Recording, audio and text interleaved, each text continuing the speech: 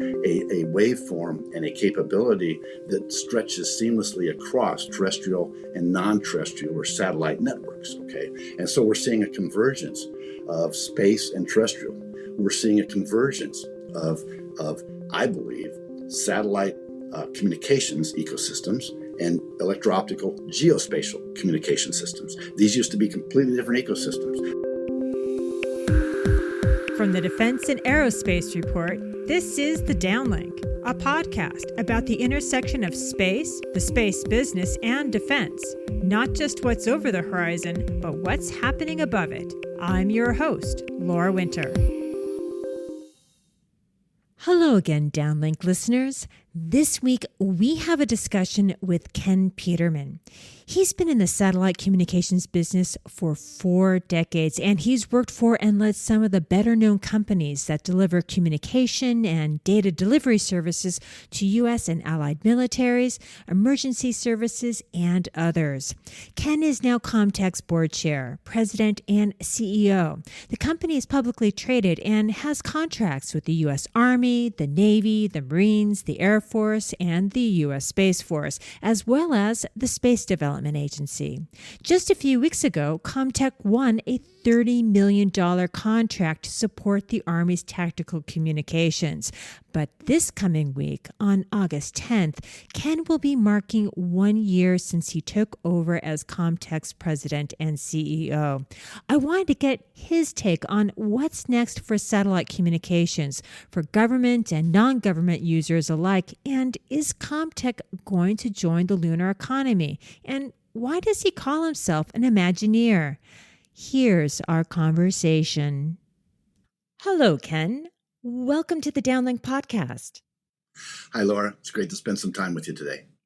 Ken, you are the chairman, president, and CEO of Comtech, and those are some very serious titles. But I'd like the audience to have a chance to get to know you. Like, where are you from? How did you get into space? And aren't you an engineer? Yeah, I am actually. It's an interesting, probably at least it's an interesting story for me. But I'm just a rural kid from the Midwest. I grew up in Indiana. As many people know, Indiana is a basketball state. And both my father and my grandfather were basketball coaches. My grandfather coached high school basketball, and my dad coached college basketball.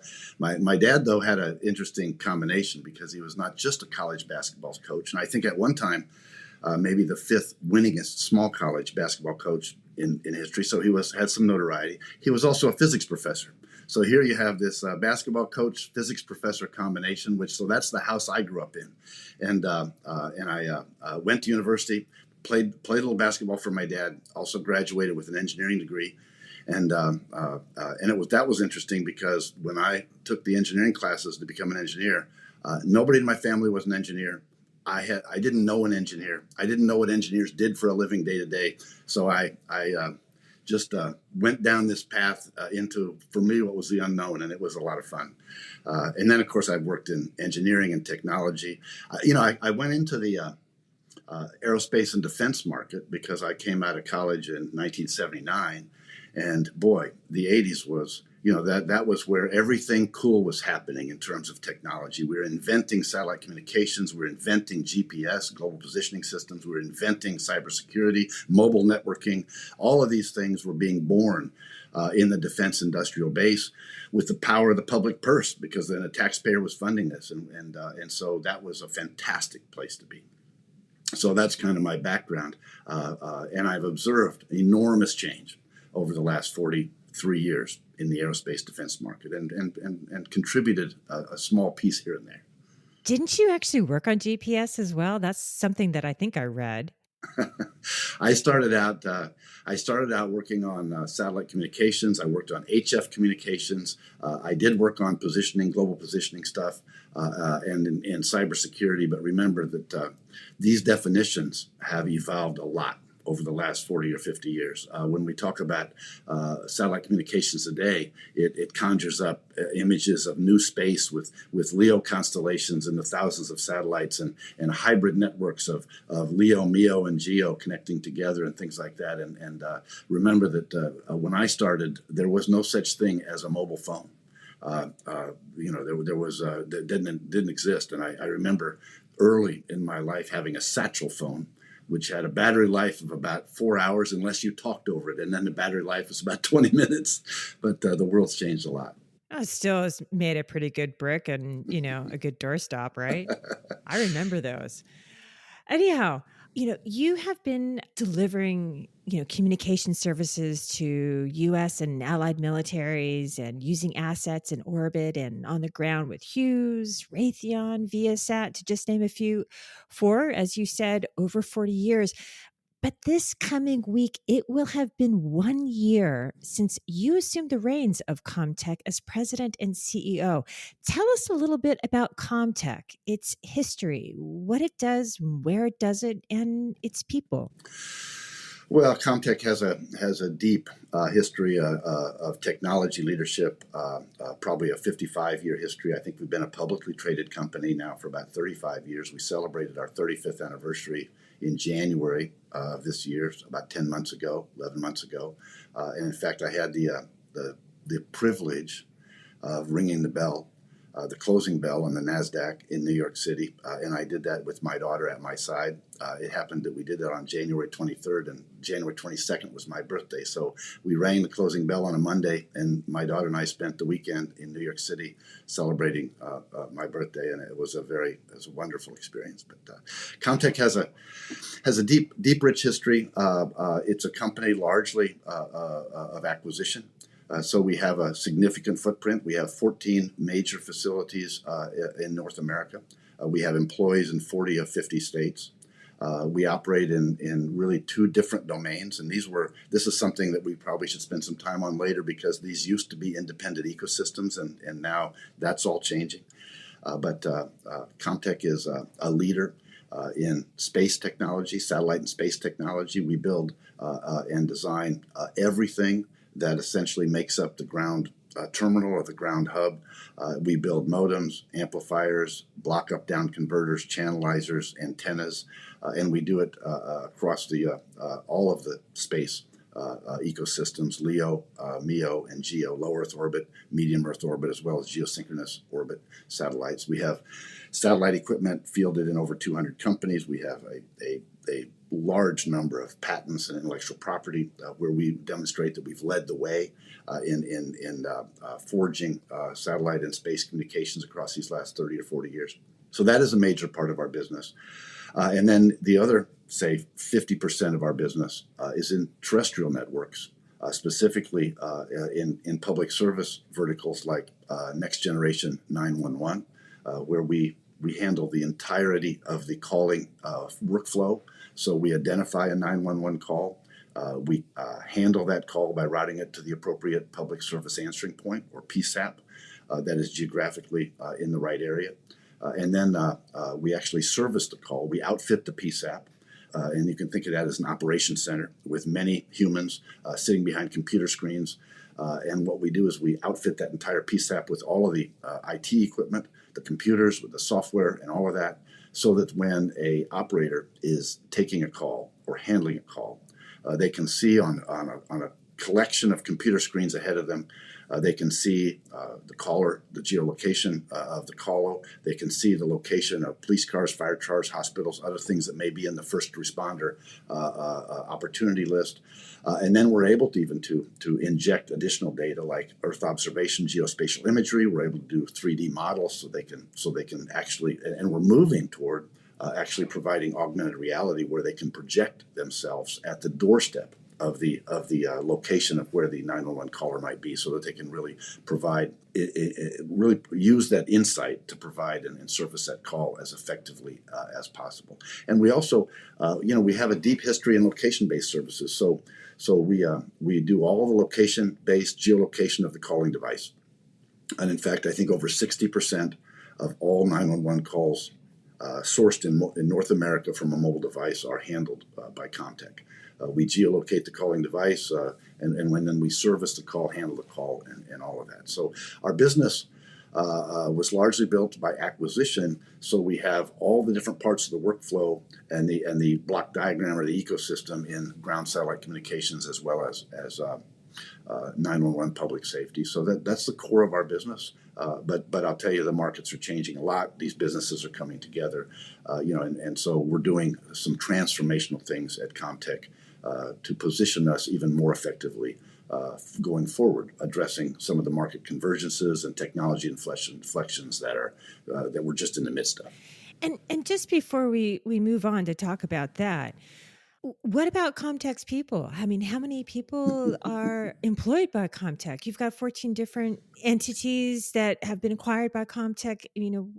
What's the depth and breadth of your team? It's a fantastic team, and we have on the order of 2,000 employees. Okay, we're spread across. Like I said, we're in 40 of the 50 states. We have a national and a global presence. We're in a number of foreign countries. We have a presence in India, in the UK, and a variety of other places. So we are a diverse, geographically dispersed enterprise, and we are now bringing it all together as one Comtech, largely because the market is moving. The market doesn't want to buy a modem so much anymore. The customers want us to create more comprehensive customer value. So we're moving in that way. And this is the things that are undergoing at Comtech. I have a little bit of experience. We mentioned 40 plus years. Thank you. We can do it. It's nice to put a number on it. You're the one who said when you actually graduated from engineering school. So you added yourself there. I did. I'm kind of authentic that way most of the time. But, I did work for a handful of different aerospace and defense companies. And in the beginning, it was largely in the defense sector. But then, the technology leadership that was born and invented in the defense sector, that technology leadership was embraced by the private sector. And we saw private companies that were well-funded move much more agilely and aggressively, fund technology trajectories at a much more accelerated pace. So we saw the technology leadership move to the private sector. So I moved to the private sector kind of with it. After leading ITT Communications, Electronic Warfare, being the president there of a $1 billion business, 3,000 people, 15 different locations in the U.S., I moved ultimately to Viasat, which was much more commercially focused. And I led the defense business of Viasat through an enormous period of growth. We had a great team, but we started to take advantage of this technology leadership that was in the private sector and move entrepreneurially. In fact, we taught our business to be entrepreneurial because in large degree, the defense customer had lost sight of where actual technology state-of-the-art was and how fast it was moving. So instead of trying to sell them a box or something, we moved to provide them a capability. Okay, and the capability delighted them. And so I think we were designated Viasat. I was there 9 years, and in the last 6 years, Defense News cited Viasat's government business as the fastest growing defense company in the United States. We moved from outside the top 100 to inside the top 30 in about 6 or 7 years. So it was a remarkable learning experience for me. And now when we talk about Comtech, we bring that experience to Comtech in terms of bringing together these what were originally 14 siloed businesses, bringing them together to behave as one Comtech so that we can bring these technologies that exist across our entire enterprise and package them together. You could think of those technologies as building blocks, or let's say Legos of different sizes, shapes, and colors. And we bring those together now, and we can assemble them together and work collaboratively with customers to bring customers a more comprehensive value proposition, something that they're asking for and they need, but something that we can uniquely do because of the strength of our enterprise technologies. So what we're doing at Comtech is really remarkable. I understand that since becoming president and CEO, that you visited every Comtech facility and initiated, what you were just explaining is a substantial restructuring. And while I can hear eyes rolling with, here we go again, another company's restructuring. But I don't think people understand what an important decision that is to make, or how hard it is to actually do, to implement and achieve, the desired goals. So could you walk us through the why, the target goal, and how did you get the restructuring going? And it's completed by now, if I understand correctly. Well, or maybe not. let's see. At the date of this podcast, Laura, I'm just approaching my first full year as chairman, president, and CEO at Comtech, and it has been an exhausting and yet enlightening and remarkable year. I did start. We had. Like you say, we had 14 siloed businesses, and in the first week of my tenure, I invited each of the businesses to come to headquarters, and we spent 2 days together walking through, getting to know each other and walking through each of the strategic financial plans, the technology roadmaps, the competitive landscape, so that we could kind of understand the business. And we spent 2 full days doing that. But I'll tell you, the first 10 minutes was the most enlightening, because when I walked in the room, I saw 30 people or 35 people in that room that had come from these different businesses, and they were introducing themselves to each other and meeting for the very first time. Okay. And I thought, all right, this is a good first step, because clearly we need to get to know each other and understand. Our left hand needs to understand what our right hand is doing. And so, and how we can collaborate together more effectively. So yes, I did. I went on about a 4.5 or 5 week tour. I visited every significant location. And we started with a one-on-one with the site executive in their conference room, and it generally involved going to the whiteboard and actually sketching up the business that they run, the competitive landscape, the path, the trajectory, the business trajectory they're on, the technology inflections, the market dynamics that are going on in their world, and we put that all on the whiteboard, and then we broke. We did that from, say, 9 to 11 in the morning. Then we had an all-hands meeting with every employee, and we spoke about our vision for the company. We spoke about, we took their questions, and generally that lasted about an hour and a half. Then we went back to that site executives conference room, this time with their direct leadership team of maybe 10 or 12 people, and we went back to the whiteboard. And it was very interesting to say, okay, so now how do you all see this? And this is what I talked about with your site executive. What are your perspectives, and what do you think we need to do differently? And where's the untapped opportunity? And by the way, what's holding you back? What can we unleash in terms of energy and technology and engage more effectively? And so I did that for 5 or 6 weeks, and really that process. And you know what? The other thing I found is I visited some of these sites and found out that no CEO from Comtech had ever been there before. Okay, and a remarkably high number of them told me that, and I thought, okay, well that's not Ken Peterman's leadership style. Okay, so I found that to be really enjoyable, really enlightening. There's a lot of challenges, but it really brought things into perspective. And then I'll be honest with you, I'm still I don't spend much time in our headquarters building. I find that when I talk to Mike Bondi, our CFO, the numbers are going to be the same, whether I'm face-to-face or whether I'm on the phone. So there's really not a lot of value in that. But there's enormous value of me being on site in the midst of our people, engaged with our customers directly, engaged with our partners and teammates, because the better understanding I have, the more effectively I can lead this organization. It is a daunting responsibility when you think that you're responsible for the jobs, the livelihood of a couple thousand people, and the fact that it's the decisions we make every day that preserves their ability to make their mortgage payments, send their kids to college, and really also advance themselves professionally and have opportunities to grow and develop in that way. So it's something that does keep you awake at night. It's a very serious responsibility, but it's also enormously gratifying to be surrounded by such people that are talented and passionate, and to be a part of it. Now, I'd like to turn to what I find is Comtech's most intriguing offering. And the audience has to forgive me for a moment because it may not have the biggest space angle, but it is interesting. And that's the Troposcatter. And Comtech, through a partnership with Fairwinds Technologies, just received a $30 million contract from the U.S. Army. So what is that? Well, Troposcatter is a very interesting technology, and I'm going to touch on it, but I'm going to go back and say that the Army position is something that is really significant and strategic for our company.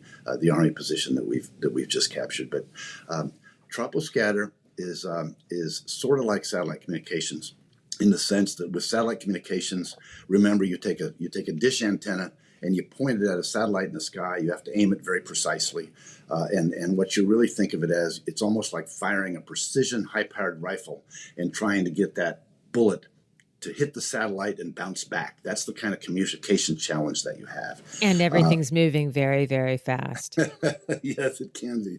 And so satellite communications is like that. Now, I will tell you that troposcatter is sort of like bookends, or it complements that. You take a satellite dish, but instead of pointing it up vertically, you point it horizontally, okay? And instead of firing a precision rifle shot, you're firing a shotgun with a scattered signal that bounces off different parts of the atmosphere and then comes back together at the receiving antenna that's on the ground maybe 500 kilometers away. Okay, and the interesting thing about troposcatter is you're able to get significant data rates, 200 megabits per second or so, and it also because you're sending the scattered signal that bounces off everything, it has a tendency to work in environments when satellite communications does not. So taking advantage, some of us have satellite dishes on our home, and we use it to watch TV and things like that, movies. You'll know that in a very heavy rainstorm, your satellite connectivity can be disrupted because all those water droplets become an impediment, an interference to that rifle shot you're trying to get to the satellite and get back. Now, troposcatter loves raindrops because it's more things to bounce off of, okay? So what happens is we're finding troposcatter to be a natural complement to satellite communications, so that if you have, say, in a military environment, if you have two forward operating bases that are 200 miles apart, okay, the satellite link is handy and it works most of the time. But it can be jammed, it can be cyber attacked. There's a variety of different things that can happen. And in monsoon rain or something like that, that satellite connectivity can be disrupted. So a companion activity that provides troposcatter along the surface of the Earth that thrives in environment conditions where the satellite can be disrupted is a natural complement. And people are seeing the value of that, both in military applications as well as commercial applications, where it can be a vibrant, resilient, and robust backbone in a hurricane environment, where, for example, other means of communications are disrupted or fail. So we're very excited. Now, we've been selling troposcatter maybe for a dozen years. But it is a spread spectrum type of technology, and it's really finding itself now because of its natural companion augmentation to satellite communications. So we had won a number of contracts with the Marine Corps and other U.S. services. We had won international positions. Our equipment was deployed in the Ukraine and found it to be very effective there.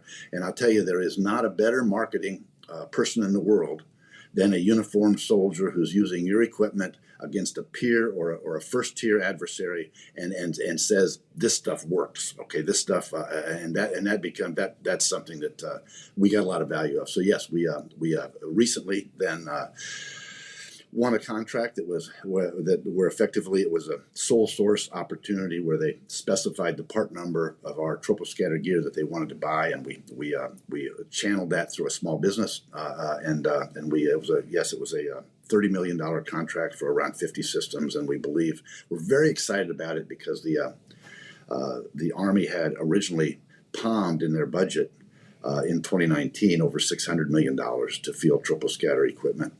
And they've used very little of that money, so we see enormous opportunity there to deploy these systems. And it also, so we're now we're the global leader in troposcatter, and really the far and away leader in that regard. So we're very excited about that. But going back to Comtech and our transformation, one of the reasons we have that contract is because when we brought our businesses together, our 14 siloed businesses, we brought them together in two segments. One is satellite and space, communications vertically. The other is terrestrial and wireless, communications this way. And we started by bringing our businesses together that way, and that enabled us to collaborate more effectively. It enabled us to identify redundancy and ways to accelerate decision making. It enabled us to bring customers more comprehensive value because we could put 2 + 2 together and bring a customer a 4 or 5 attribute system that created more value for them. So it was very powerful in that regard.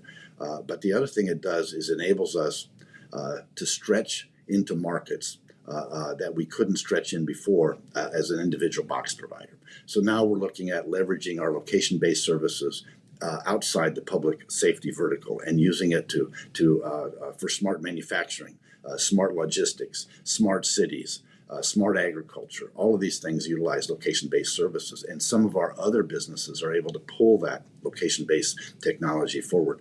Going back to Tropo, we're finding that some of our non-DoD businesses are pulling troposcatter into commercial applications, like the ones we talked about, where they can provide communications in a hurricane or other natural disaster, where the traditional communications capabilities are disrupted. And in fact, one of the things we did was we established our first ever people strategy so that we'd look across the organization and leverage people across the organization more effectively. We established an innovation foundry that we call Evoke, where we could put all our enterprise-wide technologies together in one place and experiment with packaging them in unique and different ways so we could create capabilities that we couldn't do by the individual businesses or the individual silos. We began to have collaborative customer workshops where we were engaged in a 2-day event with a customer. And they loved the comprehensive value that we could now bring. But then they would say, well, can you also do this? Can you add data processing analytics? Can you add distributed ledger, blockchain, security technology? Can you do network orchestration? And so we started to identify technology partners that could come into our Evoke Innovation Foundry and rapidly and quickly blend their technology with ours so that we could address these customer requests that wanted us to upsell or upscale the comprehensive value proposition that we could come to them as Comtech. But now we brought more to that. So you can think of that as upselling further and being responsive to customers and being responsive to that customer pull to go even farther. So all of those things are a benefit of our one Comtech transformation. Now, from reading a lot of the literature surrounding troposcatter and also literature from a lot of other companies, a lot of you guys like to use the word seamless or seamlessly, and also the word evolve when talking about, your space tech of whatever flavor. But it all seems a bit opaque from the outside, and it's got to be easier said than done. I wanted to understand, what do these words, as in seamless and evolve, actually mean to you? Well, if you think of this, first of all, we tend to look at the world through our engineering lens because we're engineers, or we tend to look at the world through the lens of our product catalog of what we're trying to sell. Okay, and I've been a little bit of a rebel most of my career, doing things differently than others would. So it comes quite natural for me, okay, to reverse that.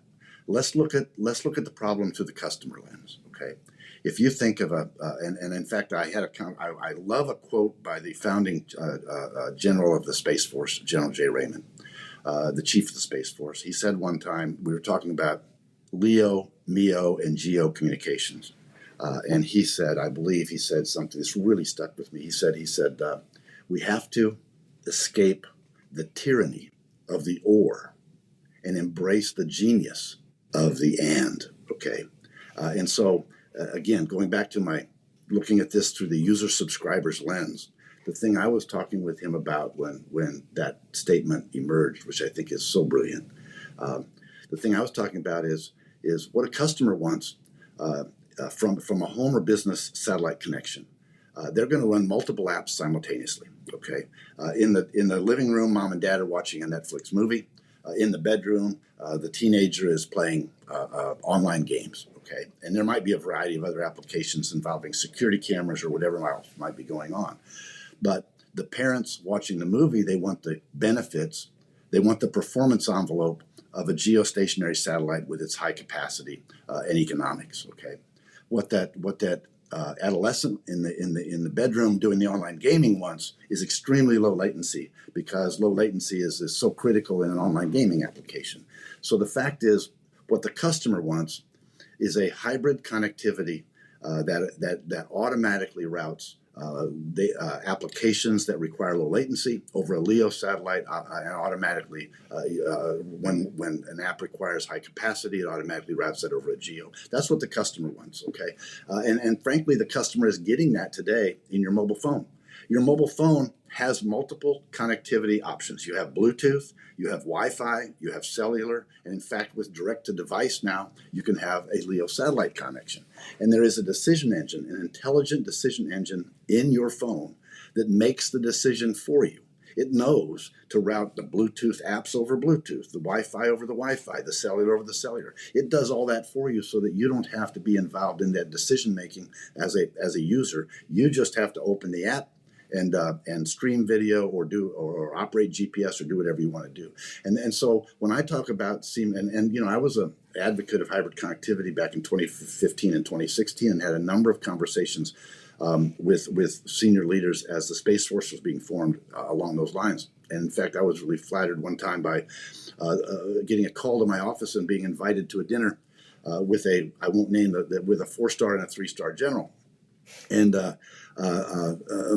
shame on you for not naming them. Let me tell you this, my executive assistant came in my office and said, I just had a very strange conversation because I asked them if Ken should bring a technical expert with them to be able to speak to the technology, and they said, "Oh no!" They said, "Oh, you don't understand.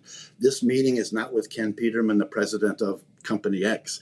This meeting is with Ken Peterman, the thought leader. Please don't put this on his calendar. This is just because we want to have a dialogue about where the market's going, where the technology is going." And I was so flattered that they looked at it that way because it gave me the opportunity to have a much more thoughtful and discussion that didn't involve the company, didn't involve selling anything, just talked about where things are going and how to keep our young men and women in uniform safer and more empowered, leveraging commercial technologies in innovative ways. And so that's when I think of seamless connectivity, I think of these disparate ecosystems that in the beginning of my career were completely different. Okay, terrestrial networks were led by companies like Verizon and Comcast and AT&T. Okay, satellite networks were led by companies like Inmarsat and Intelsat and Eutelsat, and these were very different ecosystems. Okay, and now we're seeing those ecosystems converge as we move from 3G to 4G to 5G and into 6G. We just saw that a partnership was announced between 3GPP, the body that is driving the definition of 5G and moving to 6G, and that partnership is with the European Space Agency.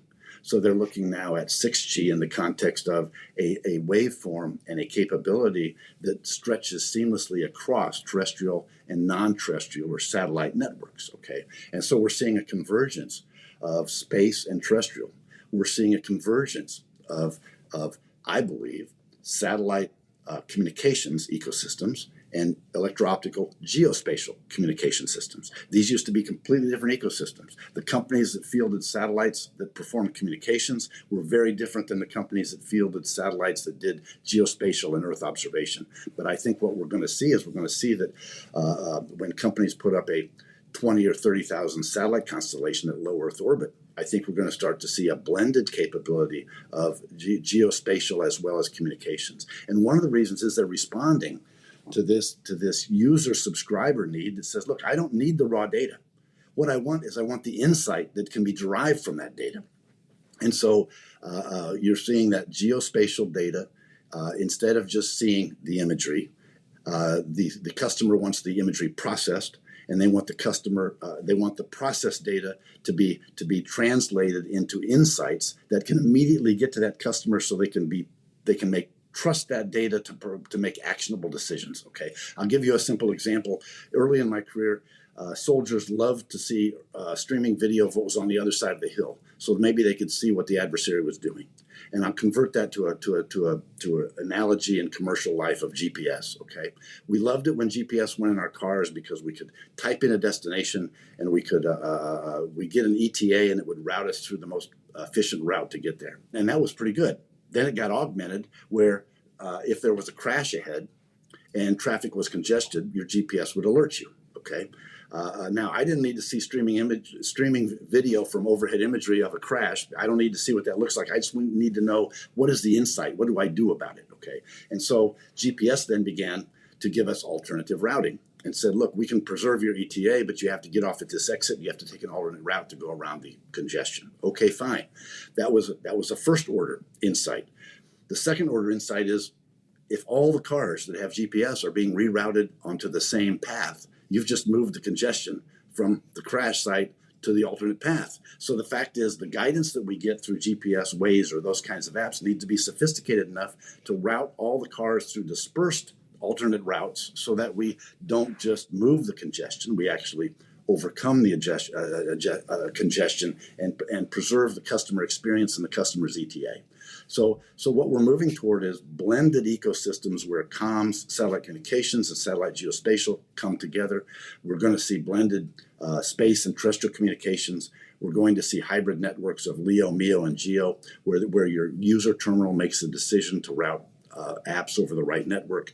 And so networks, I've been in the data transport business much of my life, and it used to be just dumb pipes, okay? Get it to the satellite and get it back, okay? And I think now we're moving towards smart networks that leverage the inherent data and information that's in the network to provide real-time insights to customers, insights to a farmer, insights to a fireman, insights to a logistics planner moving logistics across different geographies. And so I think that these, and frankly, that all gets back to the transformation of Comtech is to take advantage of what the customer, take advantage of the market dynamics, take advantage of these technology inflections, take advantage of these convergences of these disparate network ecosystems to put ourselves in a position where we can give our customers what they need, what they're asking for, a more comprehensive value proposition that is more insights at the edge rather than just dumb data transport. We have to bring our company together. We have to elevate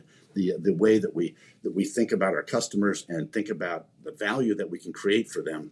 And we can only do that together as an enterprise. And then we're going to move toward business models that don't involve the transactional sale of a component like a modem or an amplifier. We're going to move toward business models that calculate the value creation for a customer and then monetize that value creation in innovative ways. Okay, so we're going to be innovating business models just as much as we're innovating the technology as we go forward. So bringing our Comtech organization together enables us to do that. So it's an exciting time. The industry's moving faster than it's ever moved before, and I know you see it.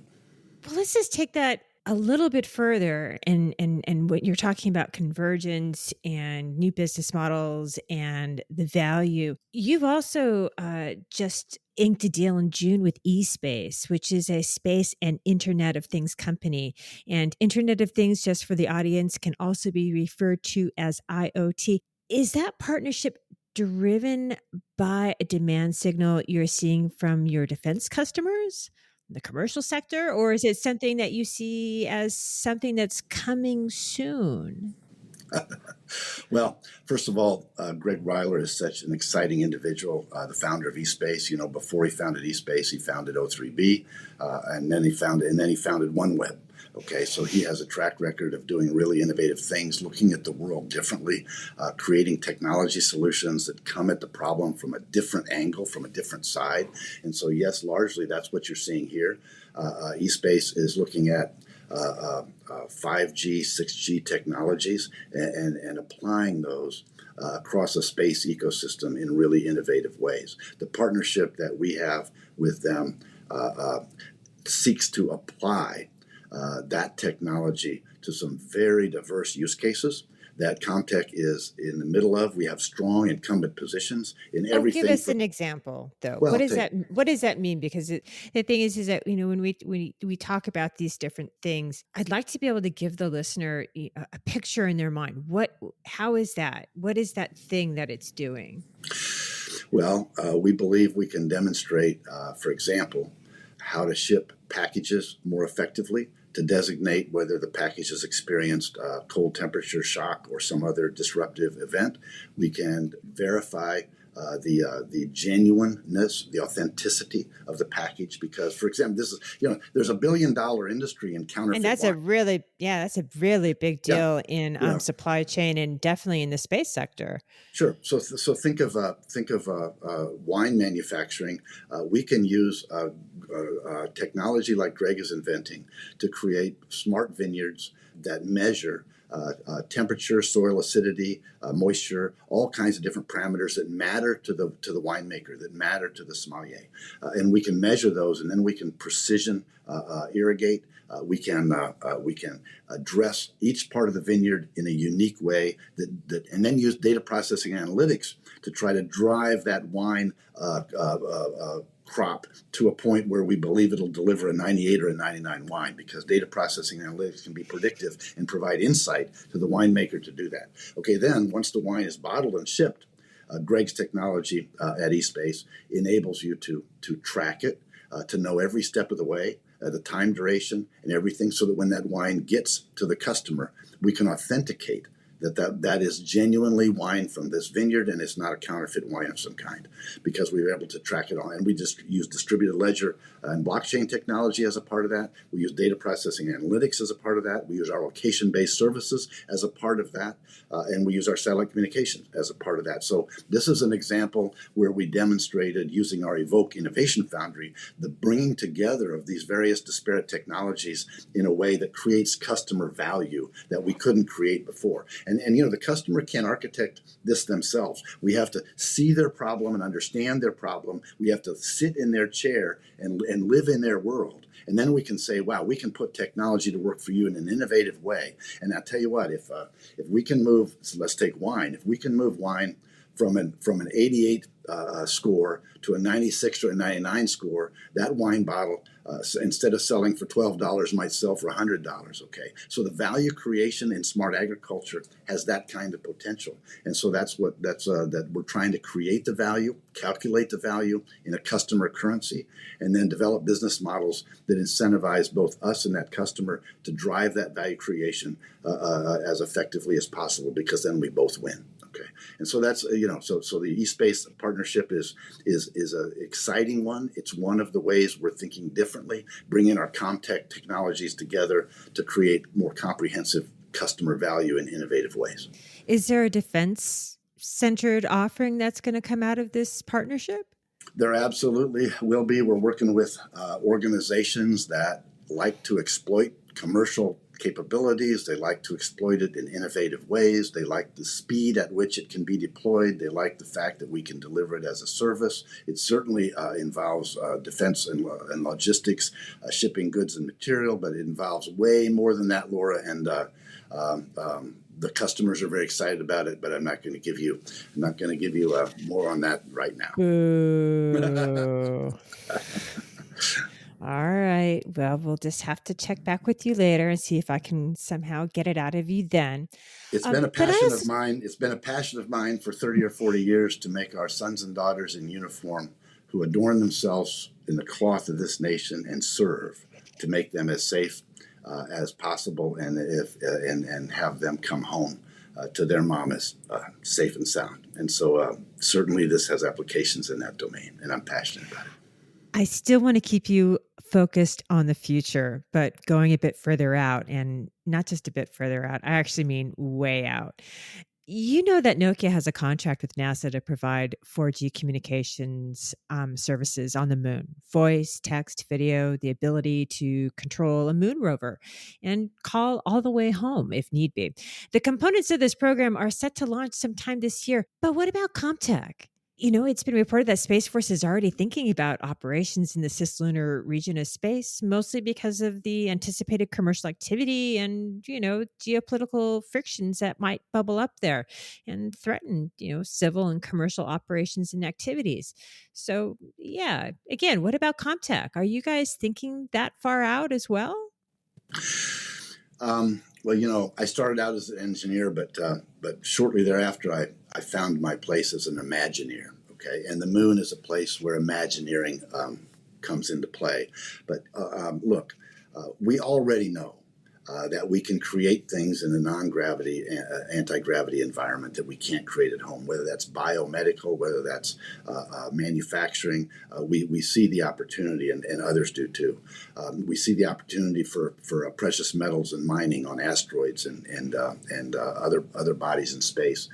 We see all of this is fascinating, and it's enormous opportunity. It's an enormous opportunity financially, and from a business perspective, it's an enormous opportunity to make the world and the human race, human condition, a better place. Okay, or finding a better way.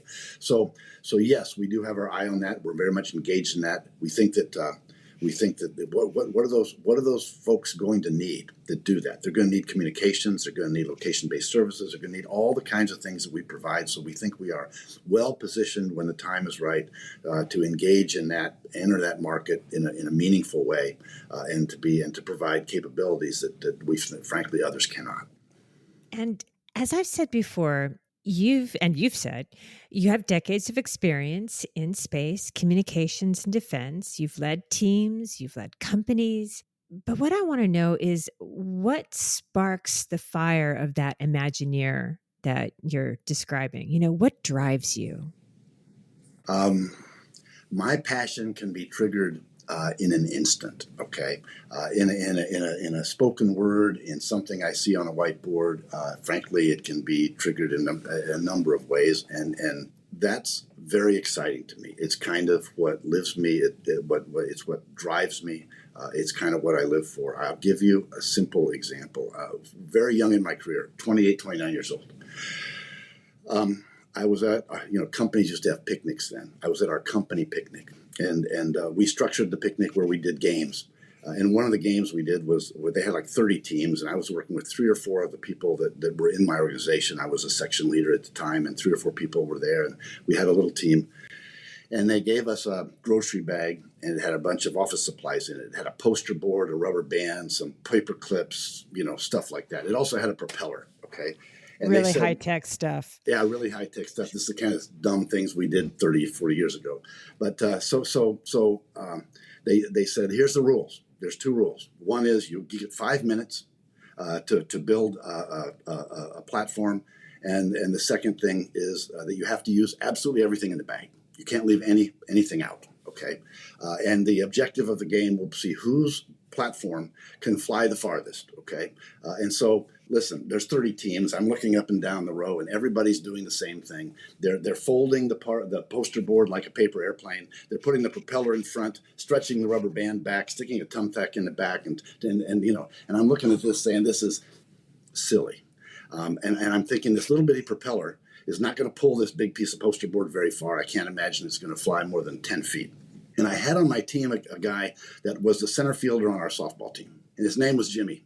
And I pulled him aside. I said, Jimmy, we're at about minute 2 of our 5 minutes. And I said, Jimmy, listen, how far can you throw a softball? He says, I can throw a softball 100 yards, maybe 100, maybe long, maybe farther. And I said, what if we didn't build an airplane like everybody else? What if we took this paper poster board and we just wadded it up and we stuck everything inside and we wrapped the masking tape around it and we just made a rock? We made something that was a softball. I said, how far could you throw that thing? He says, I can throw that thing a long way. And so I huddled up the team and I said, change in plan. Build a ball, and Jimmy threw it. It was fantastic. We made a ball, and then I went over to the judges and I said, we'd like to go last. So we did. Everybody threw their little airplane 10 feet, and we threw our wadded up ball about 100 yards and won. And of course, everybody else protested that we didn't follow the rules, but the fact is, we did follow the rules. The interesting thing is, about 20 minutes later, the CEO of the company walked over to our little team and said, nice work winning the contest. Whose idea was it? And they all said, his. I think that, and that was a kind of game changer for me. I found myself, the CEO began to apply me into situations that needed innovative thought and needed somebody to attack the problem from a different way. And so that's something that, an example maybe where I got inspired to do something a little differently than the status quo. Ken, thank you so much for your time. Thank you, Laura. I've enjoyed it very much. You're wonderful to spend some time with, and it's been fun. That's it for this week. If you like what you're hearing, follow the DownLink on Twitter and subscribe to the podcast on your favorite podcast platform. For the latest defense news and analysis, listen to the Daily Defense and Aerospace Report podcast hosted by Vago Muradian, and listen to Cavis Ships to hear the latest on what's happening in the maritime domain. I'm Laura Winter, and thank you for listening.